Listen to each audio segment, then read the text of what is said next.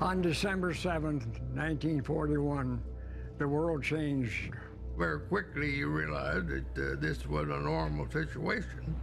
The Japanese was attacking Pearl Harbor.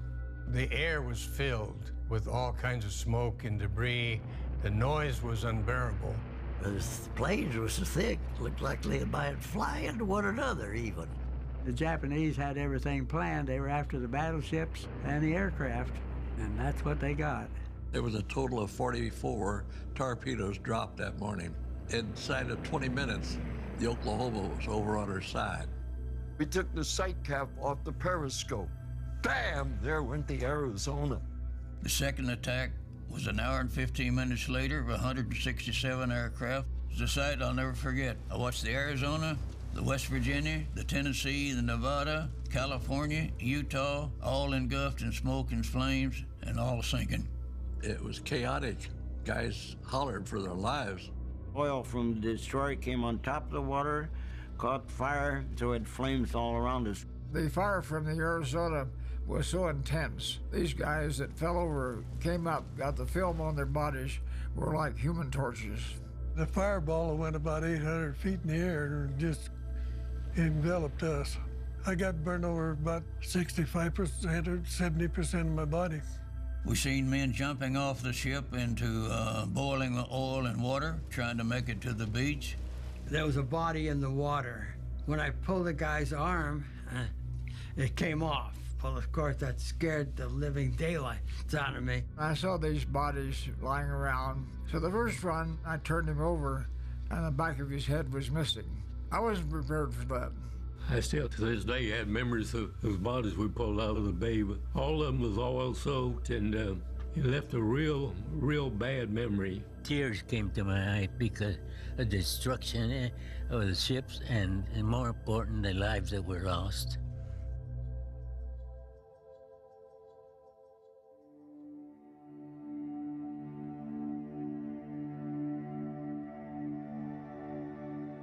This December the 7th, we will be celebrating our 75th anniversary of the attack on Pearl Harbor.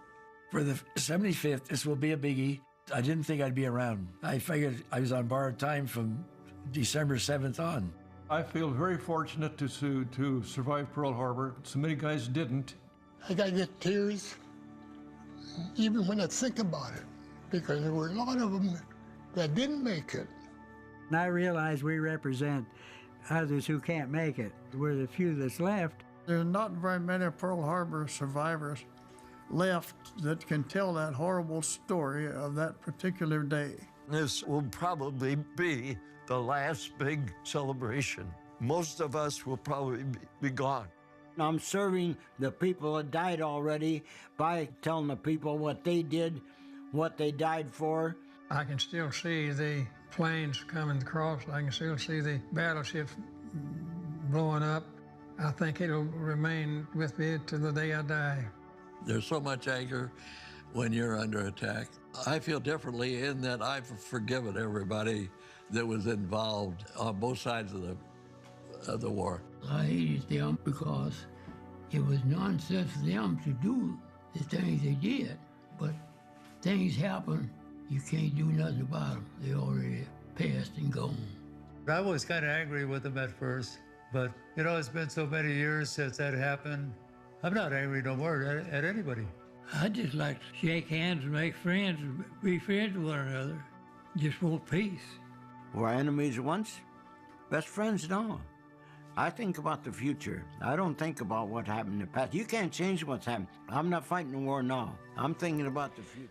The attack on Pearl Harbor was a surprise military strike by the Imperial Japanese Navy Air Service against the United States naval base at Pearl Harbor, Hawaii Territory, on Sunday morning 7:55 a.m., December the 7th, 1941.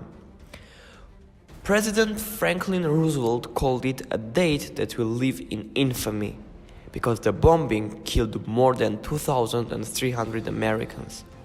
It completely destroyed the American battleship USS Arizona and capsized the USS Oklahoma. The attack sank or beached a total of 12 ships and damaged 9 others. 160 aircrafts were destroyed and 150 others damaged. The attack took the country by surprise, especially the ill-prepared Pearl Harbor base. This horrific incident opted the United States entering the World War II. Why did the Japanese attack the Pearl Harbor? Reason number one, to protect the invasion of the Soften resource area. Japan depended on the United States for supply of natural industrial resources, especially oil, without which its army would be significantly hampered. When Japan invaded Indochina in 1940, America stopped its supply of scrap iron and aviation fuel to Japan. Further bans followed when Japan signed the Tripartite Pact with Germany and Italy. This led to Japan targeting Southeast Asia, which was rich in minerals and oil. Even though Japan knew that such an invasion would lead to war against America anyways, they decided to destroy America's Pacific Fleet to prevent American interference in its plan to access resources of countries in Southeast Asia, which Japan called Soften Resource Area. This was the primary reason behind the attack on Pearl Harbor, which was the headquarters of the United States Pacific Fleet. Reason number two was the Hornet. On 26 November 1941, the USA increased pressure on Japan in the Hornet, named after US Secretary of State Cody Hall, demanding Japan to remove all its troops from Indochina, including Manchuria, and ends its participation in the Tripartite Alliance, and repudiate the Republic of China that Japan created, headed by Wang Jingwei. America's action broke a Japanese code which revealed that Japan did plan to occupy northern China. Some historians believe that the Hall Note was an ultimatum and forced Japan to go into war against America. But it is most widely believed that it did leave Japan an alternative to war. Whatever the case may be, we do believe that it is inextricably and unequivocally true that the Hall Note opted Japan to attack the Pearl Harbor.